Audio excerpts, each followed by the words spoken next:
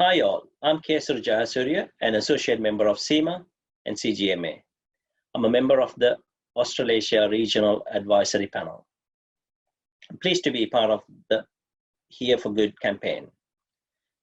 My background is in consulting and I specialize in financial services based in Sydney, Australia. Currently, I'm looking after the operations of a major client of ours, One Investment Group.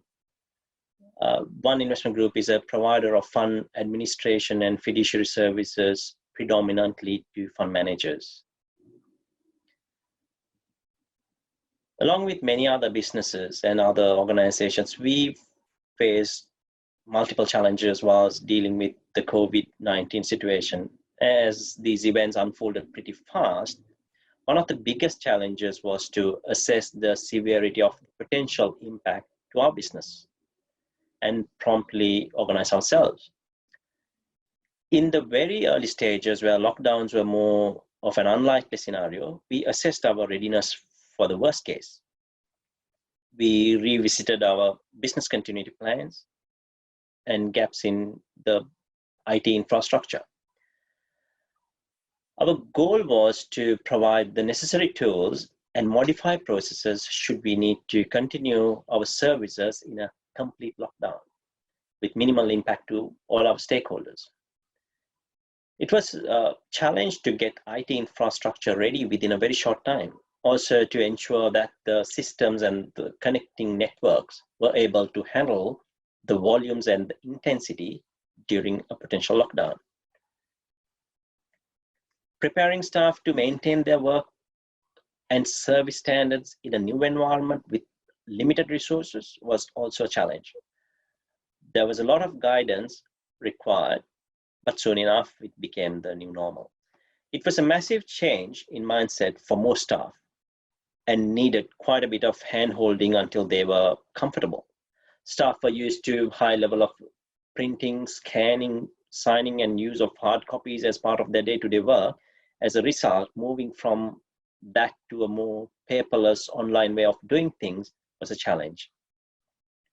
We had to come up with different online tools and digital apps to fill these gaps and help staff to upskill themselves and adapt to this new method.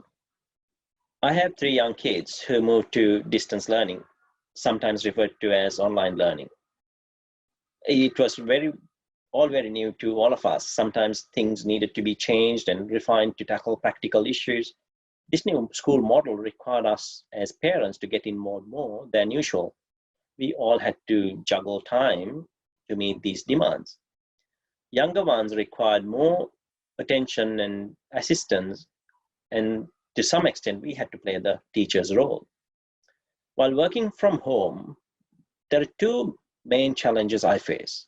Firstly, there are extra distractions, kids being the biggest for me. Seeing me at home, they feel as though it is their time to spend with me.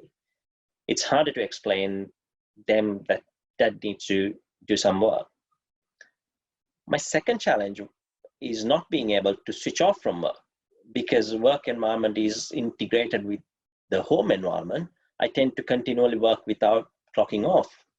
As you can imagine, this has not sat well with my wife. I have come to the realization that during this time, more so than before, that we need to stick together and look after each other. The more we focus on ourselves, the harder it becomes and somewhat impractical to bring back normalcy.